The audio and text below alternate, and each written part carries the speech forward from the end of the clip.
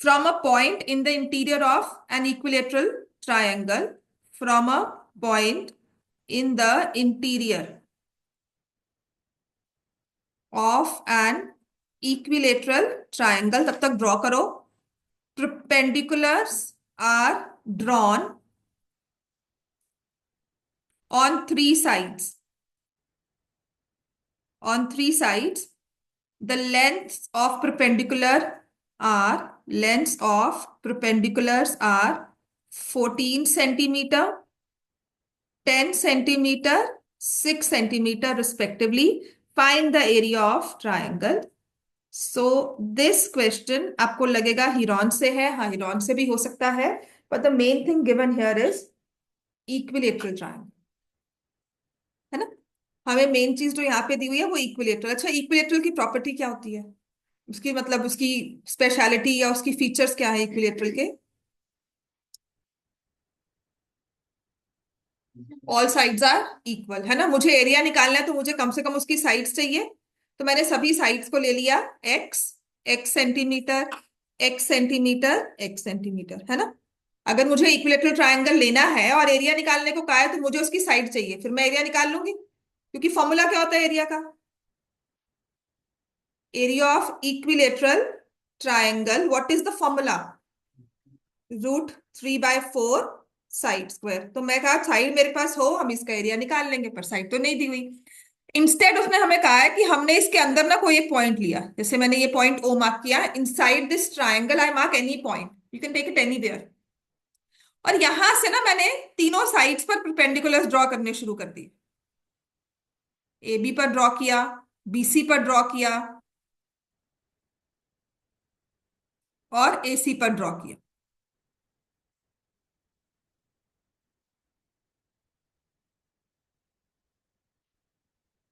ठीक है. तो यहाँ पॉइंट ओ से मैंने परपेंडिकुलर्स ड्रॉ किए. अब कहते हैं बस इतनी इंफॉर्मेशन से एरिया निकालो. तो जब भी आपके पास परपेंडिकुलर है, एरिया ऑफ ट्राइंगल कैसे निकल सकता है? किसी भी ट्राइंगल का एरिया निकालना है, अगर मुझे परपेंडिकुलर पता है तो क्या होगा? Half into base into height बोलते हैं. तो half into base into perpendicular will get the area. अब इसमें कंस्ट्रक्शन क्या करनी है? इस ओ पॉइंट से मैंने ए को ज्वाइन कर दिया, बी को ज्वाइन कर दिया और सी को ज्वाइन कर दिया. Can you see three triangles inside this main triangle? एक ट्राइंगल एओसी है, एक ट्राइंगल बीओसी है और एक ट्राइंगल एओबी है. तीनों दिख रहे हैं ट्राइंगल्स हमें. तीनों के अगर मैं एरियाज को निकालकर ऐड कर दूंगी तो क्या मेरे पास ये बड़ा ट्राइंगल आ जाएगा?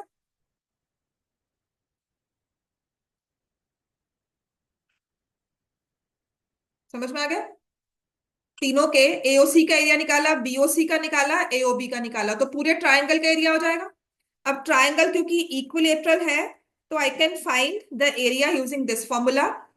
एओसी का एरिया निकालूंगी half into basis x, perpendicular 6 ले लिया मान लो.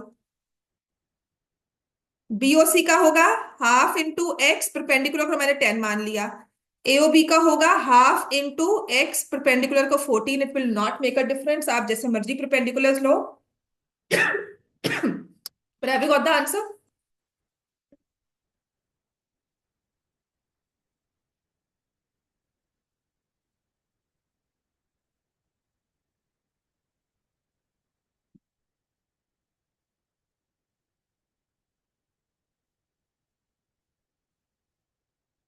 सो √3/4 x². यहां मैं लिख रही हूं 3x, 5x, 7x. तो कितना आ गया? 14, सॉरी 8 और 7, 15x आ गया. सो √3x² is equal to 60x हो गया. अब हम कहते नहीं है, पर अगर मैं आपको कहूँ x को कैंसिल कर दो तो आपने कर दिया. x की वैल्यू क्या आ गई? 60/√3. अब इसको रैशनलाइज कर लिया तो ये 3 और ये 20. तो side of the triangle will be 20√3. Now can you find the area? x की वैल्यू आ गई ना 20√3 सेंटीमीटर्स. अब अगर ट्राइंगल के साइड आपको पता है, ट्राइंगल इक्विलेटरल है, तो आपने 20√3 का स्क्वायर यहाँ पे पुट कर दिया. सो इट विल बी 20, 400 आ जाएगा 100, 100 × 3 होगा 300, तो answer will be 300√3 square centimetre. समझ में आ गई बात ये? तो ये बिल्कुल ही अलग क्वेश्चन है हीरॉन्स फॉर्मूला का। हो सकता है कुछ डिफरेंट देने के चक्कर में मैम टीचर्स ये डाल दें। समझ में आ गई बात ये? यहाँ पर वी डोंट एडवाइज, ऐसे टेक्निकली सही नहीं होता कैंसिल करना, क्योंकि हम यहाँ पर क्वाड्रेटिक बनाते हैं, पर क्योंकि आपको क्वाड्रेटिक नहीं है तो आप ये कर सकते हो। ठीक है।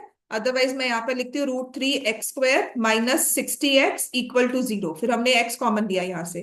√3x - 60 = 0, या तो x 0 है, अब ट्राइंगल की साइड है, परपेंडिकुलर ड्रॉ किया तो वो 0 तो नहीं हो सकती, तो इसको हमने रिजेक्ट कर दिया। या √3x - 60 = 0, तो हमारे पास x की वैल्यू जो हमने निकाली थी वही आ गई। ठीक हो गया इतना? क्वेश्चन 35 इसका आता है। Auto rickshaw fair is charge 10 for first kilometre, 4 पर kilometre for subsequent distance cover. ठीक है। Right the linear equation two represent the above statement. क्या होगा? टोटल फेयर को ये तो आता है ना, let the total fare be Y. ये वाला क्वेश्चन इंपॉर्टेंट भी है, पेपर में अगर आएगा तो ऐसे ही करना है। And distance travelled x kilometres, तो फेयर कितना होगा? y, 10 rupees for the first kilometre and 4 पर kilometre for subsequent distance covered. तो 1 किलोमीटर तो हमने चला 10 रुपीज, ठीक है, मिल गया। उसके बाद x - 1 × 4, so this is the linear equation, 10 + 4x - 4, तो y = 4x + 6।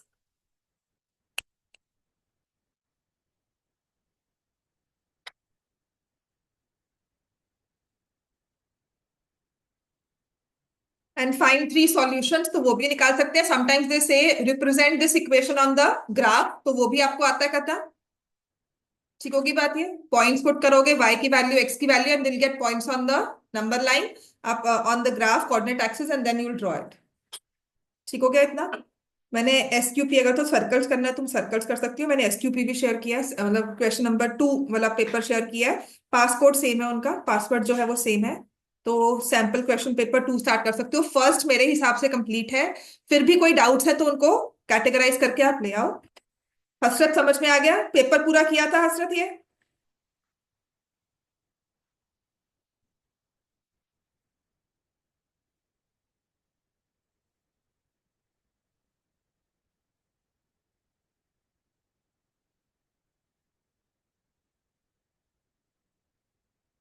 ठीक है, अब हम सर्कल्स स्टार्ट करते हैं। सर्कल एक्सरसाइज 9.2 होगी आज। उसके 2 क्वेश्चंस रहते हैं, वो 2 इंपॉर्टेंट वाले क्वेश्चंस हैं। एक रहता है, आई थिंक एक करवा दिया था ना, रेशमा एंड मनदीप वाला तो करवा दिया था। केस स्टडीज तुमने प्रैक्टिस की, बाकी पेपर बेटा पूरा है कि नहीं है वो देखो, और एक एक क्वेश्चन सॉल्व करो अगर हो चुका है। If you want to practise circles, क्योंकि तुम लोग वो कर चुके हो अपनी पिछले वाले दिसंबर टेस्ट के लिए, अगर आपका मन है तो आप सर्कल्स कर सकते हो स्टार्ट मेरे साथ। अदरवाइज सेकंड क्वेश्चन पेपर है वो प्रैक्टिस करो। अब बहुत जरूरी है कि आपने सिर्फ क्वेश्चन पेपर्स और ये सब ही प्रैक्टिस करने हैं, बाकी सब चलता रहेगा। This is one thing that you need to practise. कल आपकी क्लास मैं आपकी नहीं रखूंगी, सिर्फ 10th वाली क्लास रखूंगी, कल छुट्टी मारो कोई बात नहीं। ठीक है। तो 31 और 1 हो सकता है छुट्टी दूं मैं आपको। 31 को अगर बुलाऊंगी, 1 तो छुट्टी होगी, 1 जनवरी तो न्यू ईयर इज अ छुट्टी ऑलवेज, राइट। उसके बाद लोहड़ी की छुट्टी मिलेगी एक, उस दिन भी ऑब्वियसली यू विल स्टे। कल संडे को तुम लोग मिस कर सकते हो, बट आई वांट पेपर जो मैंने शेयर किया है ना, उसकी सेक्शन ए और सेक्शन ई पूरा सॉल्व हो। आपका होमवर्क होगा केस स्टडीज और सेक्शन ए। अभी मत सोचो सिर्फ आपने आंखें बंद करके प्रैक्टिस करनी है, मतलब ये नहीं कि ये करना है वो करना है वो काम है। But I am trying to say is, जो भी पेपर शेयर करूँ, जहां से भी कुछ मटेरियल मिलता है ना, कुछ भी पेपर मिलता है, कोई भी आपको MCQ कुछ भी लिंक मिलता है, ऑलवेज स्टार्ट प्रैक्टिसिंग। वो आएगा नहीं आएगा वो नहीं सोचना हमें, ये आना चाहिए ये नहीं आना चाहिए, या ये मुश्किल है ये इजी है, जो भी है सॉल्व करो। Your mind should be open to different kind of questions, तभी पेपर में जो होगा वो सॉल्व होता है। समझ में आ गई बात है? ठीक है। तो अभी हमें फिलहाल यही करना है, आपका सैम्पल पेपर क्वेश्चन 2 में से सेक्शन ए उससे आगे भी कर सकते हो तो वो आपकी मर्जी है। मुझे एक सेल ला दे इसका। ठीक है। चल 9.2, सिंपल पेंसिल सेल, मोटे वाला क्वेश्चन। मोटा वाला ज्यादा मिला है, ये वाला बेटा, ये देख, चला गया। चलो क्वेश्चन नंबर 6 है। Ayesha leave, a circular park of radius, now this is an important question, क्योंकि ना इसकी केस स्टडी पिछली बारी सह्योदया में आई थी। इस पर बेस्ड केस स्टडी, जो स्कूल सह्योदया पेपर को फॉलो करते हैं, जो एक्सेप्ट कर लेते हैं उनके लिए केस स्टडी थी। ठीक है। और इसमें एक बहुत जरूरी सी बात थी जो एज सिलेबस वाइज अगर हम चले तो कहीं मेंशन नहीं है बुक में, पर वहां पूछा गया था। ठीक है। तो इसमें लिखा है circular park of radius 220 metres is situated in a colony. तो हमने सर्कल बना लिया, रेडियस 20 है। 3 boys Ankur Saeed and David are sitting at equal distances. तो क्योंकि यहाँ पर जो हमारे पास ट्रायंगल बनता है इनकी सीटिंग की वजह से, इनकी सिटिंग अरेंजमेंट की वजह से जो ट्रायंगल बनता है वो है इक्विलेटरल। तो जो भी हम ये क्वेश्चन सॉल्व कर रहे हैं, ये तभी सॉल्व हो रहा है क्योंकि ट्रायंगल दिया हुआ है इक्विलेटरल। अगर ये स्केलिन दिया जाएगा तो हमें बहुत सारी इंफॉर्मेशन और चाहिए टू गेट द आंसर जो ये चाहते हैं। बात समझ में आई? सबसे पहले क्वेश्चन सॉल्व ही हो रहा है, तो जो भी मैं इसमें बता रही हूँ ना वो इक्विलेटरल ट्रायंगल के लिए ट्रू है, किसी और में मत कहना कि वहां किया था तो यहां भी होगा। बात समझ में आ गई? ये ट्रायंगल है इन अ सर्कल। तो इक्विलेटरल ट्रायंगल में जब भी ऐसा कुछ होता है कि सर्कल उसके आसपास ड्रॉ किया जाए, तो आप किसी भी साइड से परपेंडिकुलर ड्रॉ करोगे। I name this as B. तो ए B is perpendicular to D S. Of course मैंने इनके नेम्स जो है वो, इसको ठीक करके ला दे, इसको साफ भी करवा दे, ये पानी से जा। तो जो भी मैंने नेम लिया उनके सीटिंग पोजिशंस के अकॉर्डिंगली लिए हैं। ठीक हो गया। हमें निकालना क्या है, उसने कहा है कि ऐसे 3 लड़के बैठे हुए हैं अपने पार्क में और उनके पास टॉय टेलीफोन है। एंड देन टॉय टेलीफोन की हमें लेंथ ऑफ स्ट्रिंग निकालिए, मतलब इसके पास उसका होल्डर होगा, यहाँ पर होल्डर होगा और ये पूरी स्ट्रिंग है एडी। और ये कहा जाता था, आपको नहीं पता if this this you have done this activity और नॉट, बट एज किड्स हम लोग ने ये बहुत किया हुआ था बिकॉज हमारे पास फैंसी गैजेट्स नहीं हुआ करते थे। So it was actually a system, we tried it also. आपके पास जो भी धागा होता है ना, प्रेफरेबली जो काइट्स के लिए डोर आती है आप वो लो, है ना। मैचस्टिक का बॉक्स लेना, एक एज से हल्का सा पतला सा आपने उसमें, मतलब सिर्फ वो इतना बड़ा होल नहीं करना, सिर्फ वो धागे को स्टोर कर सके, मतलब कर सके उतना सा होल करो और गांठ मार दो और दूसरे में लेके जाओ। So preferably you need a cardboard box छोटा सा, राइट। एंड थोड़ा डिस्टेंस रखना, जो स्ट्रिंग होती है ना उसको बिल्कुल आपने खींच कर रखना है, there should not be some slack और ऐसे लटक रही है तब नहीं। If you speak something and the other person will feel the vibrations. जितना आपका सिस्टम स्ट्रांग होगा, जितना आपने उसको स्ट्रिंग को अच्छा रखा हुआ है, अच्छा खींच कर रखा हुआ है, उतनी आपको अच्छी तरह से आवाज आएगी। And if you concentrate you can actually hear that hello and this. तो this was a activity we use to do as kids. हम लोग जब खेलते थे बचपन में तो हम ये सब चीजें ढूंढा करते थे कि यहाँ से हम लोग ये बनाए, and we tried also, I personally have tried it.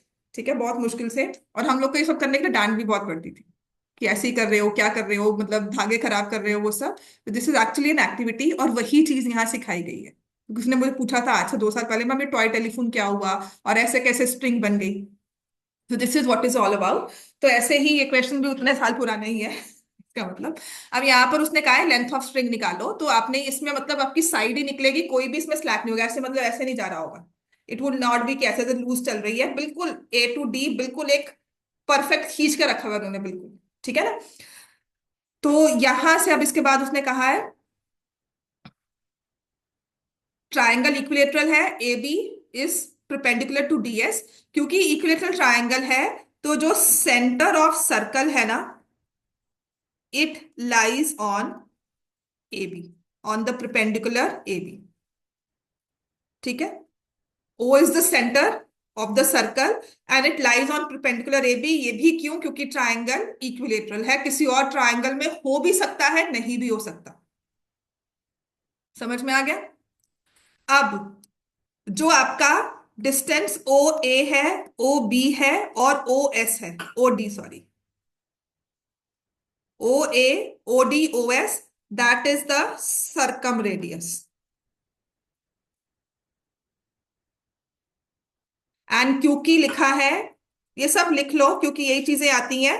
Perpendicular from centre bisect the chord, so therefore DB is equal to BS। Phone मुझे दे जाए यहाँ पे। DB is equal to BS, perpendicular from centre bisect the chord. और इसीलिए ना, जो हमारा AB है, हमने तो परपेंडिकुलर बनाया, लेकिन क्योंकि ये ऑपोजिट साइड को दो इक्वल पार्ट्स में कट कर रहा है, तो AB is also the median. ये चीज आप भी लिख सकते हो, तुम्हारे ना प्रैक्टिस टेस्ट में आ सकती है ये चीज। लिख लो, क्योंकि BCM के लास्ट ईयर में सयोध्या पेपर, BCM ने सयोध्या फॉलो किया था, तो पेपर तुम्हारा सयोध्या से आया था, इस बार भी शायद वही होगा, है ना? हाँ। तो ये चीज, सयोध्या पेपर में सबसे अच्छा पेपर होगा, क्योंकि वो CBSE ने सेट किया है, तो CBSE बहुत मुश्किल पेपर नहीं डालेगी। हाँ, पर वो ऐसी चीजें एक दो डाल देगी जिससे लगेगा कि हाँ हमने कुछ, मतलब वही एक दो मार्क्स का डाला हुआ था उन्होंने। तो इसमें AB मीडियन है, तो इतना याद रखना कि AO, बिकॉज मीडियन है ना, तो AO रेशियो OB होता है 2:1। तो कुछ स्कूल्स ना यहाँ पर ये AO रेशियो OB 2:1 की तरह से भी करवा देते हैं। ठीक है। जो मीडियन होता है ना, मीडियंस का इंटरसेक्शन पॉइंट होता है सेंट्रॉइड, नेक्स्ट क्लास में पढ़ोगे।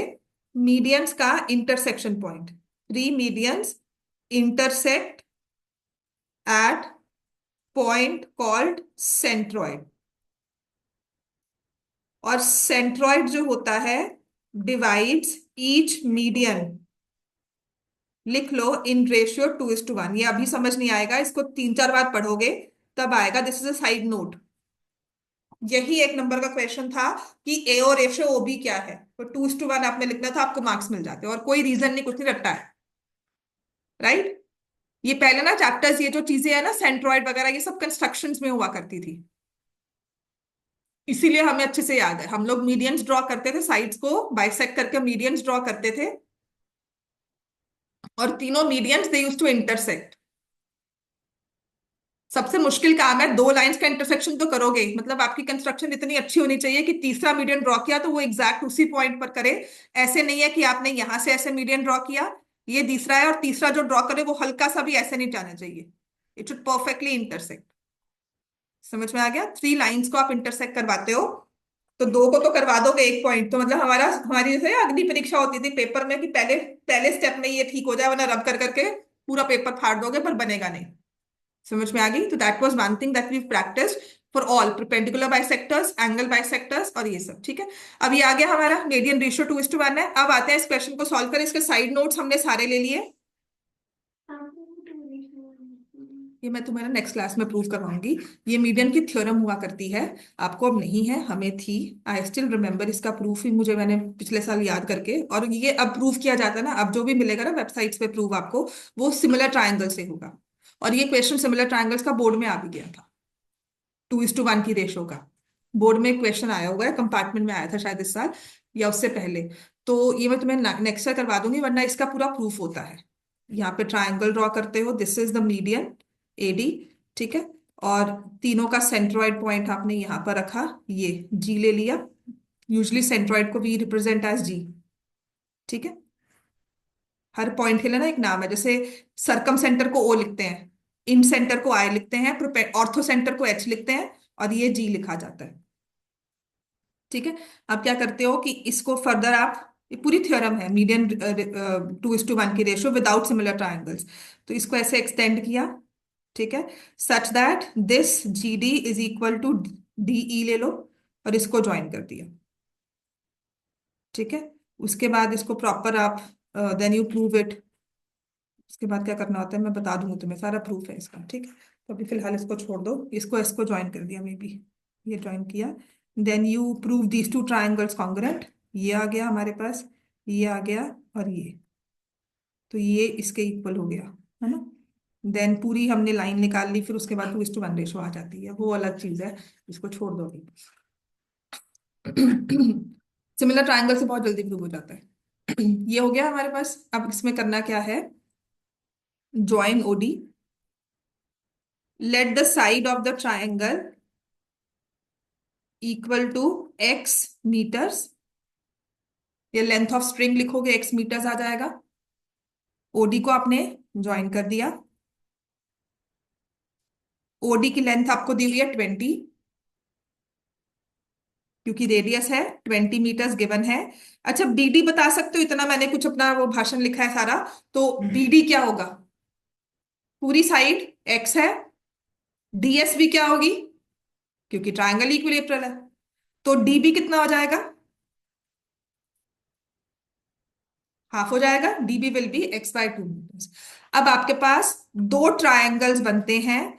एक तो है ट्रायंगल एडीबी और एक है ट्रायंगल ओडीबी।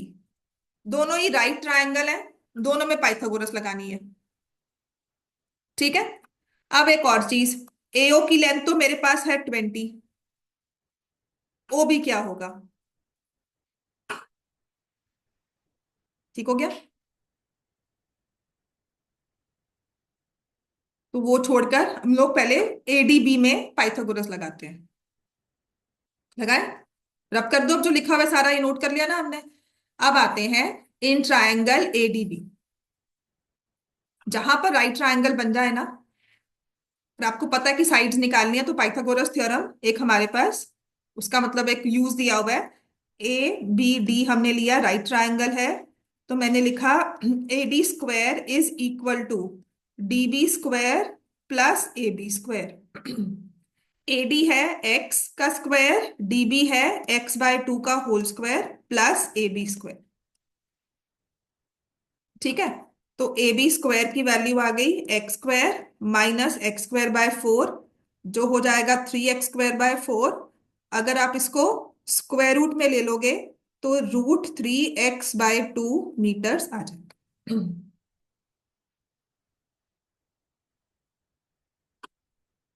और एओ दिया हुआ है 20 मीटर्स। तो सबसे पहले मैंने बड़ा ट्रायंगल लिया और मैंने परपेंडिकुलर की लेंथ निकाल दी। समझ में आ गया? लिख लिया सबने ये? समझ में आ गया इतना? अब ओबीडी में रूल लगाओ।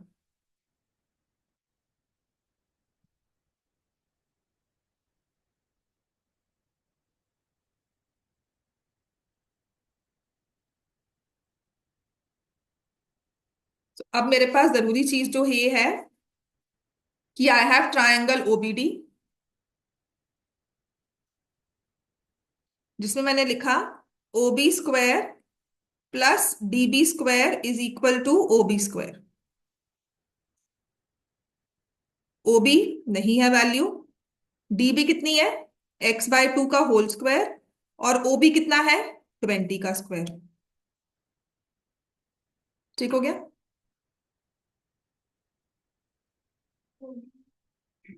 ओडी है, हाँ ओडी होगा, सॉरी गलत लिख दिया, ओडी होगा। अब ठीक है ना? तो OB square is equal to 400 minus x²/4।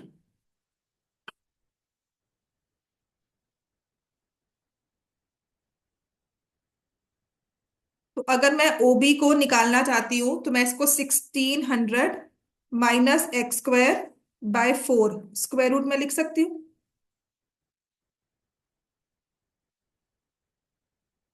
अच्छा ये भी छोड़ो, यहां से ज्यादा कंफ्यूजन हो जाएगा। ओबी लिख लिया। अच्छा, ओबी की लेंथ आप निकाल सकते हो, आपके पास पूरी एबी की लेंथ है और एओ की लेंथ है। तो अगर मुझे ओबी की लेंथ निकालनी है तो मैं निकाल सकती हूँ। ए बी माइनस एओ लिख सकती हूँ, विच इज √3x/2 माइनस 20। यहीं पे वही पुट करना है।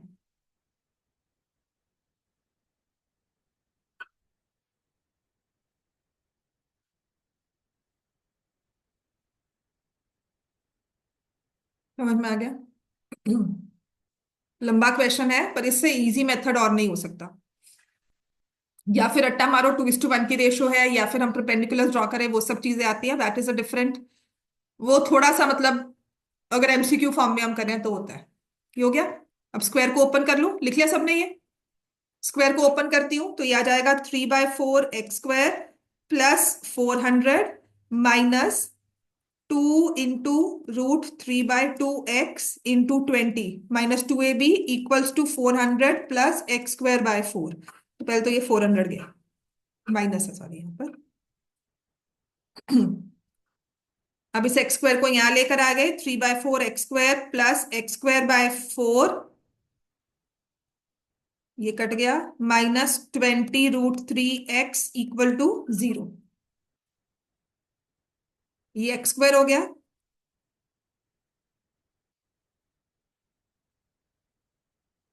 x कॉमन लिया, x माइनस 20 √3 इक्वल टू 0। तो यहां से x की वैल्यू क्या आ गई, 20 √3 which is side, side of the equilateral triangle.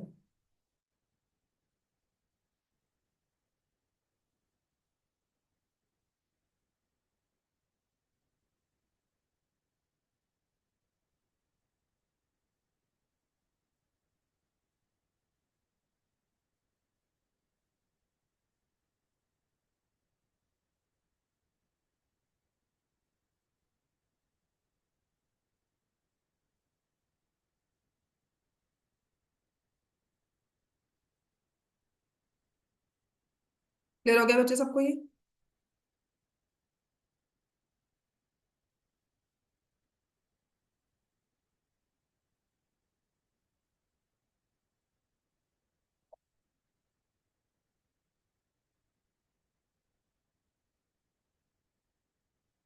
अब आ जाओ, नेक्स्ट हमें करना है, इतना डिलीट कर दो सब, ठीक है। अब हमारे पास सबसे है नेक्स्ट इंपॉर्टेंट थ्योरम है, थ्योरम करवा ही रही हूँ आज, लिखो।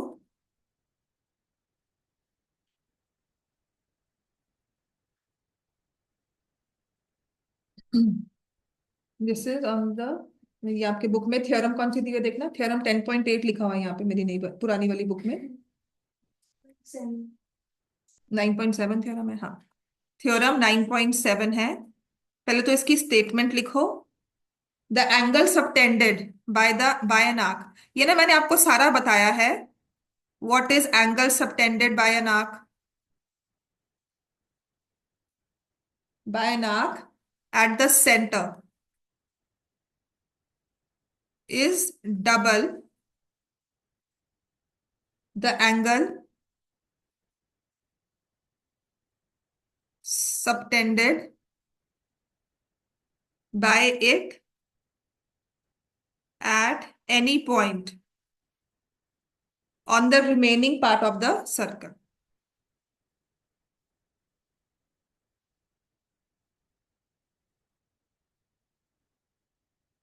ये बहुत इंपॉर्टेंट थ्योरम है और आएगी भी 5 नंबर में, क्योंकि इस थ्योरम में 3 डायग्राम्स बनते हैं, ठीक है। तो पूरी जस्टिफाई करती है 5 मार्क्स को। इसका मतलब पता क्या है, ये यूज भी उतना ही होती है, ये नहीं कि अभी यूज करोगे, 10th में भी उतना यूज करोगे। और इसी थ्योरम पर बेस्ड 10th में बोर्ड्स में आपके वाले जोन में 2 मार्क्स का क्वेश्चन था, सिर्फ इस थ्योरम पे बेस्ड। 2 मार्क्स का क्वेश्चन कंप्लीटली इस थ्योरम पे, मतलब जिसने 9th नहीं याद रखी हुई वो पेपर नहीं करके आया ये, राइट। अब उसमें पता क्या होता है, इसने कहा कि एक सर्कल ड्रॉ किया, मैंने आपको सब बताया हुआ है कि what is angle subtended by an arc. अगर आप अपनी बुक में चेक करोगे ना, उसने सब लिखा हुआ है, देखो यहाँ पर उसने बुक में ना, जहां पर ये एक्सरसाइज खत्म हुई है आपकी, उसने देखो इटैलिक्स में नीचे लिखा हुआ है, if two chords of circle are equal then their corresponding arcs are congruent and conversely if two arcs are congruent their corresponding chords are equal. लिखा है ना ये, है ना। मैंने आपको बार बार कहा है कि कॉर्ड्स बात करें, अगर इक्वल कॉर्ड्स हैं उनकी आर्क्स भी इक्वल होंगी, अगर आर्क्स इक्वल है उनकी कॉर्ड्स भी इक्वल होंगी, वही सब चीजें है ना। तो वही अगर एक कॉर्ड ने एंगल सबटेंड किया है, वही एंगल सबटेंडेड बाय आर्क भी हो जाता है, राइट। और एक कॉर्ड मेजर ऑफ आर्क ही उसके एंगल से बनता है, कि उस आर्क का मेजर क्या है जो उसने एंगल सेंटर पे सबटेंड किया है। और हमने सेंटर ही क्यों लिया, बिकॉज सेंटर एक वेल डिफाइंड पॉइंट है, और सभी अगर एक सर्कल लिया हुआ तो सबके लिए वही सेम सेंटर होगा, ऐसे नहीं किसी और ने लिया। मुझे सरकमफ्रेंस पे पॉइंट लेना तो मैं यहां भी ले सकती हूँ, यहां भी ले सकती हूँ, लेकिन अगर सेंटर पे मैंने एंगल ड्रॉ करने को कहा तो सबने वही ओ से ज्वाइन किया होगा। I can place one over the other, all the tracing papers one over the other, तो सबके मैच करेंगे। समझ में आ गई? आर्क आपको मार्क करके दे दी और मैंने कहा सेंटर से ज्वाइन कर दो। तो जो मैंने ज्वाइन किया होगा वही आपने किया होगा। If I place all the figures one over the other, जैसे अगर एक मान लो ये लकड़ी का ही पीस होगा, आपने इस तरह से कटिंग करवाई हुई है, तो सभी एक के ऊपर एक स्टैक हो जाएंगे। बात समझ में आ गई? अगर मैं कहूं नहीं जी सरकमफ्रेंस पे एंगल मार्क करो, यहां पर मार्क करना, तो कोई ये पॉइंट बना देगा, कोई यहां से कटिंग करके ले आएगा, तो सबके अलग अलग होंगे। ठीक है? तो इसीलिए वी टेक सेंटर। तो कहते हैं किसी भी आर्क का ना, आपने सेंटर से उसे ज्वाइन कर दिया तो एक एंगल बन जाता है उस आर्क का। ठीक है? अब इसी आर्क को कहते हैं एबी को छोड़ दो, इसके बाकी हमारे पास पूरी आर्क पड़ी हुई है on the remaining part of the circle. अब इसी दो एंड पॉइंट्स के साथ हमने क्या किया, इनको एक्सटेंड करके इसके सरकमफ्रेंस पर एक पॉइंट ले गए।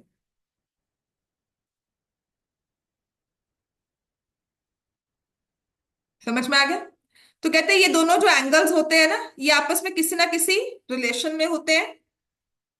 Angle subtended bye arc at the centre, centre वाला एंगल डबल होगा, टू टाइम्स होगा angle subtended bye arc at any point on the remaining part of the circle. अगर मैं बहुत ही इसको टिपिकल लैंग्वेज, मतलब थोड़ी सी आपको लर्निंग वाली लैंग्वेज में सिखाऊंगी, तो angle at the centre is double angle at the circumference. इसी को हमने सरकमफ्रेंस पे ड्रॉ किया, एंगल को किसी भी एक पॉइंट पर। तो अगर मैंने ये x लिखा है तो ये क्या हो जाएगा, 2x। ठीक है? तो जो हमने याद किया था वो ये है, angle at the centre. Now the teachers they don't recognise this. हमारे टाइम पे मैं लिख देती थी तो मुझे कभी मेरे नंबर नहीं कटे, हमें यही सिखाया गया था। इसको बोलते हैं angle at the centre is two times angle at the circumference. ठीक है? और आई चेक एक कैम्ब्रिज बोर्ड है, उसमें तो यही लिखा हुआ है, angle at the circumference.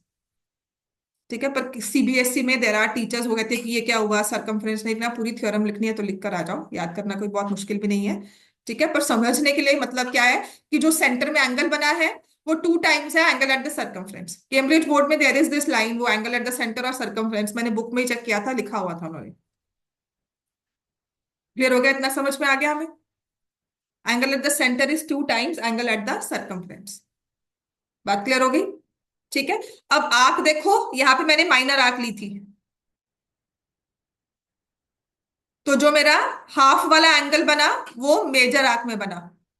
Arc है ये वाली माइनर, जो मैंने एंगल बनाया सरकमफ्रेंस पे वो मेजर वाले पोर्शन में बना है। समझ में आ गया? अब इसी को ना, बिकॉज ये प्रैक्टिकली क्वेश्चन आता है, मैंने सर्कल लिया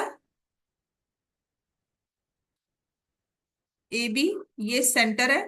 अब देखो इस क्वेश्चन को मैं ऐसे देख रही हूं, मैंने मेजर सेक्टर वाला, मेजर आर्क वाला एंगल ले लिया, ले सकती हूँ, है ना?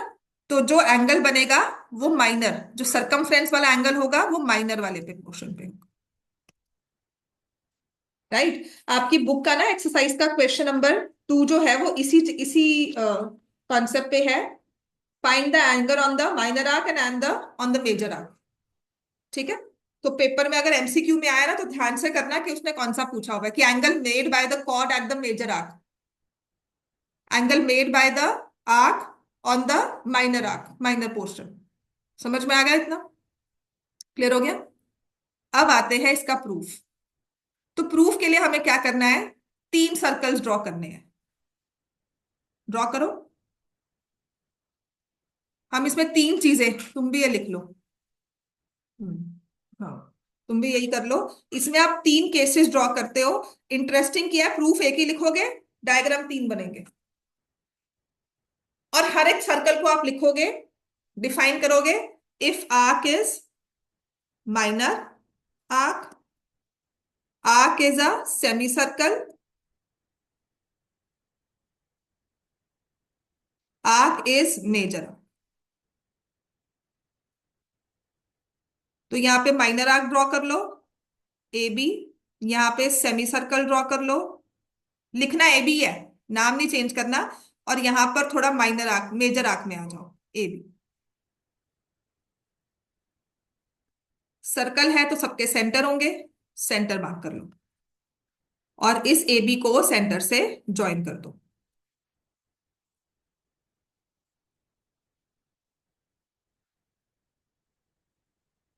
तो अब आप ये वाला एंगल देख रहे हो, ये वाला एंगल देख रहे हो, और ये वाला एंगल देख,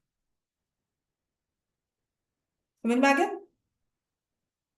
अब हमें क्या प्रूव करना है कि ये जो हमारी ऑपोजिट वाली इसकी बाकी बची हुई आंख है उस पे एंगल ड्रॉ कर रही है, तो मैं यहां पे एंगल ड्रॉ कर लेती हूँ।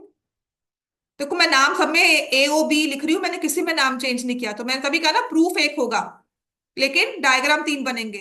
मतलब मैं बाकी दो को हटा दूं, इसके साथ प्रूफ रीड कर लूं तो भी समझ में आएगा, इसके साथ रीड करूं तब भी समझ में आएगा। तो हमने ए और बी को ज्वाइन कर दिया, यहां नेम दिया डी। को थोड़ा सा ठीक कर लो, ये ना समझना डायग्राम में मुश्किल हो जाएगा। तो मैं इसको ऐसे ड्रॉ कर रही हूँ कि मुझे फिगर थोड़ी सी ठीक बनानी है ना, ताकि मैं समझ भी पाऊं। ऐसे यहां पर डी ड्रॉ कर दिया, और यहां पर।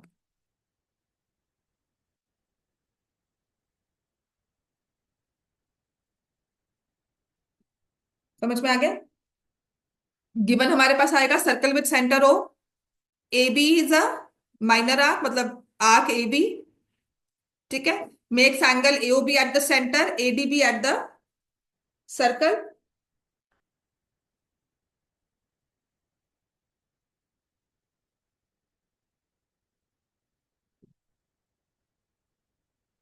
2 प्रूव हमें लिखना है angle A O B is 2 times angle A D B.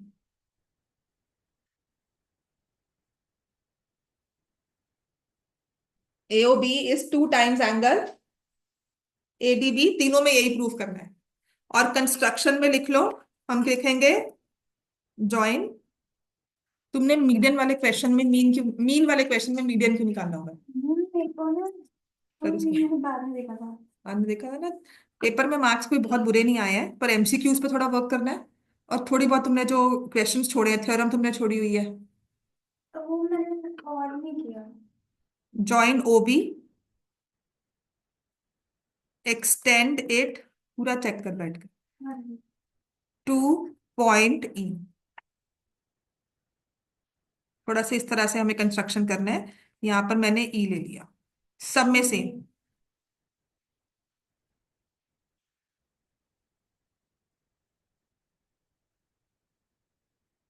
ठीक है।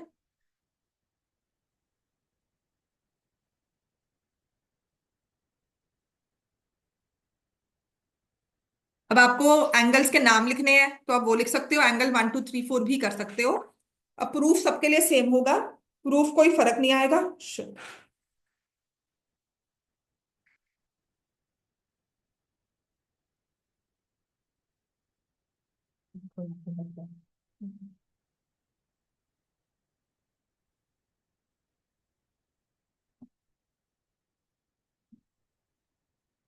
नेक्स्ट लिखो। इतना क्लियर हो गया? प्रूफ करते हैं इसका।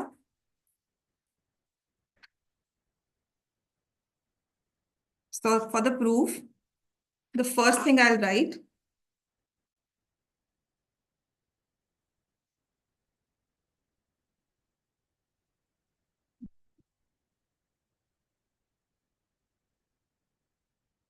in triangle AOD,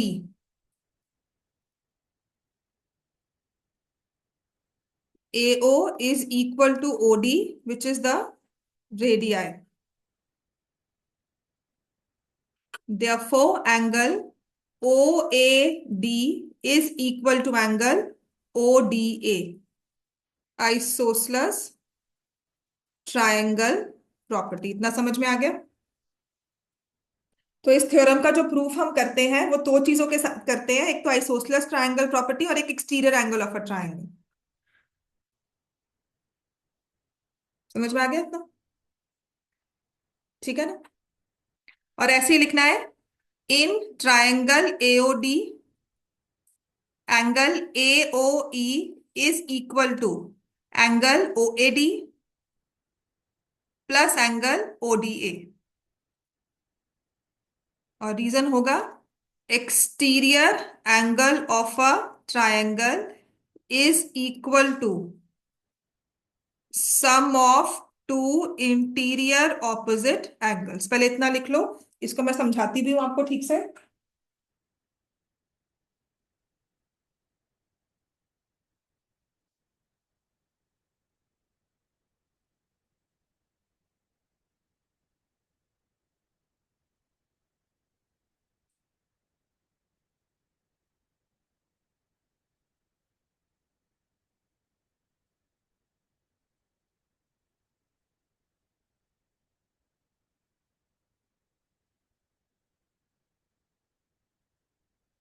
क्लियर हो गया बच्चों सबको? सब बात समझ में आई मैंने क्या लिखा है?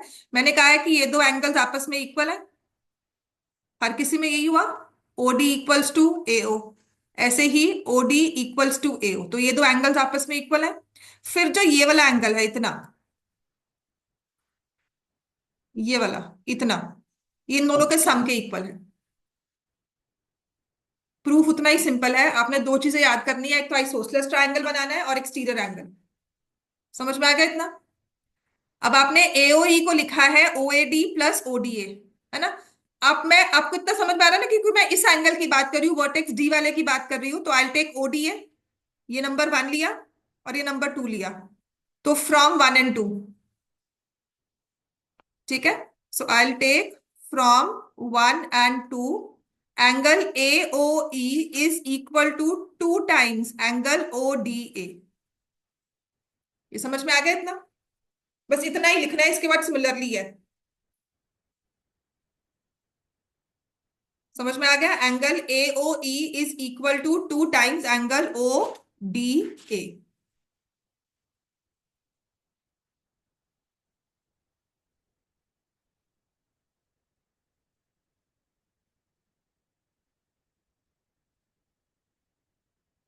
इतना क्लियर है हमें, है ना?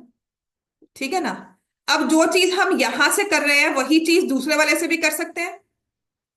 मैं थोड़ा सा इसको बस आइसोसलेस वाले को इरेज कर दूंगी। आप लिख सकते हो सिमिलरली।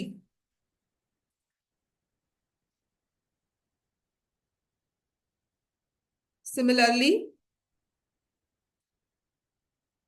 एंगल एओई लिखा है तो बीओई लिख लो। Angle BOE is equal to two times angle ODB. तो this is equation number three, this is equation number four. दो ही चीजें यूज की, आइसोसलेस ट्रायंगल और एक्सटीरियर एंगल। एक वाले पोर्शन में ले लो, दूसरा वाला पोर्शन सिमिलरली में हो जाएगा। Add three and add number three and number four.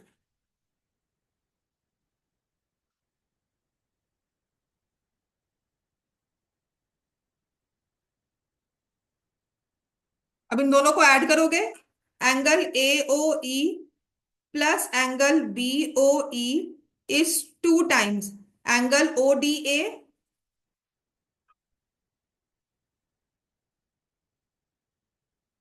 O D A plus two times angle O D B.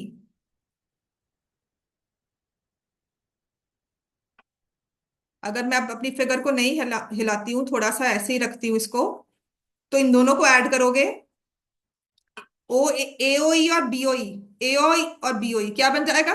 AOB. Two common ले लिया, ओडीए ये एंगल था और ओडीबी ये एंगल था, क्या बन जाएगा angle?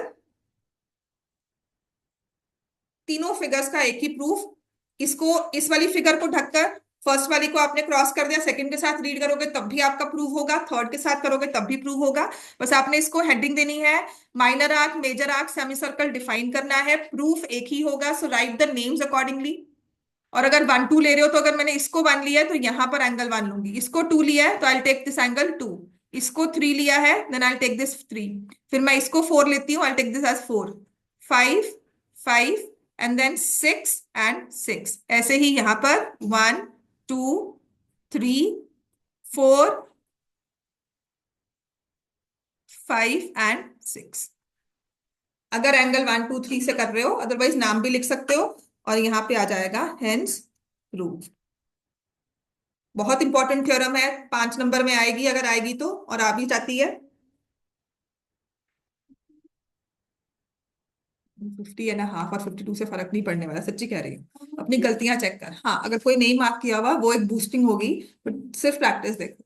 I seriously tell you, my son scored 18 ना 28 इन हिंदी। वो फेल था, ठीक है। तो कहता मम्मा 32 पासिंग मार्क्स थे। मैंने कहा इन 4 नंबर से तो कोई हिंदी ज्यादा तो आने वाली नहीं थी। 32 पे भी आई वुड हैव कंसिडर्ड कि हिंदी नहीं आती। तो वही तुम्हारा है, 50 है 51 है, कोई फर्क नहीं पड़ने वाला। प्री बोर्ड्स हैं या जो भी टेस्ट है, सिर्फ फोकस करो गलतियां कहाँ हुई हैं, ठीक है। हाँ, कोई बेचैन 10 मार्क्स का डिफरेंस होता है, देन यू से चल 50 से 60 में आ गया, थोड़ा बूस्टिंग अच्छा मिल जाता है। क्लियर हो गया इतना? राइट। अब आ जाओ इसके।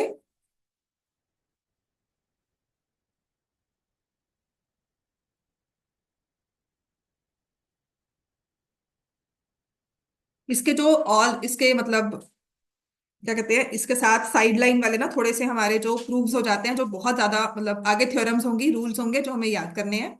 देखो, तुमने एंगल एओबी सेंटर पे ड्रॉ किया, ठीक है।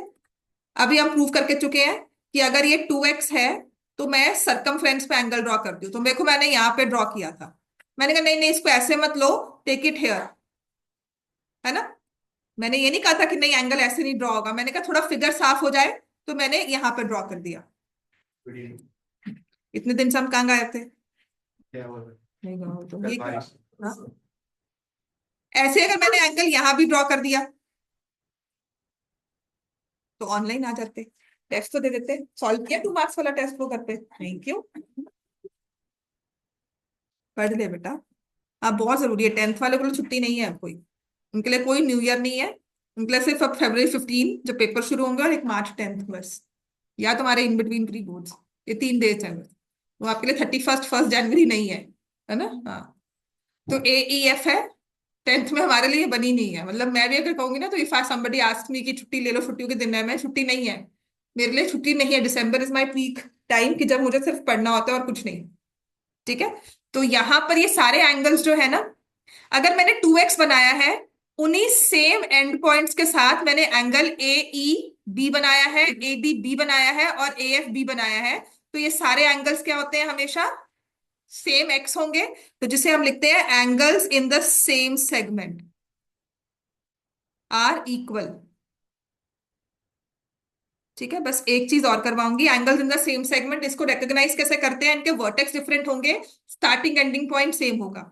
तो मैं देखो ए डी बी लिख रही हूं, फिर मैंने ए ई बी लिखा, और फिर मैंने लिखा ए एफ बी।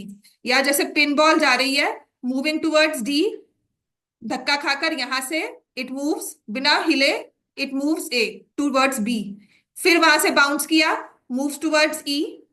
मैंने कहीं भी अपना पेन नहीं उठाया, बस इसको मूव करती जा रही हूँ, लगातार पाथ बनता जा रहा है। तो वो डी ए बी ए वाले पोर्शन में, इस वाले पोर्शन में वो पिन बॉल कहीं भी वापस आएगी, ठीक है ना। तो वो सारे एंगल्स होते हैं इन the same segment. Very important rule use होता है। और एक सबसे इंपॉर्टेंट इसके बाद भी, जो इसी का फर्दर आ जाता है, देखो ये ए बी लिया हमने। कल आपको आपकी मंडे को क्लास होगी तो उसमें होगा, लिख लो, कौन सा करवाना था, साइक्लिक क्वाड्रिलेटरल लिख लो। मंडे को जो करवाना है that will be cyclic quadrilateral. उसके बाद हमें सिर्फ क्वेश्चंस करने हैं, ठीक है। तो अब हमारे पास है AOB is the diameter. AOB is the diameter. तो ये एंगल कितना होगा? एओबी डायामीटर है, एंगल ये कितना बन जाएगा? और इसी एंड पॉइंट्स के साथ मैंने सरकमफ्रेंस पे एंगल बनाया, ठीक है। और इसको पी पॉइंट लिख दिया। तो ये हाफ होगा 180 का, कितना हो जाता है? 90। जिसे हम रूल लिखते हैं, लिखो angle in a semi circle. ये याद कर लो, आपके वाले पेपर में भी सर्कल्स में बहुत बार यूज होता है। Angle in a semi circle is a right angle.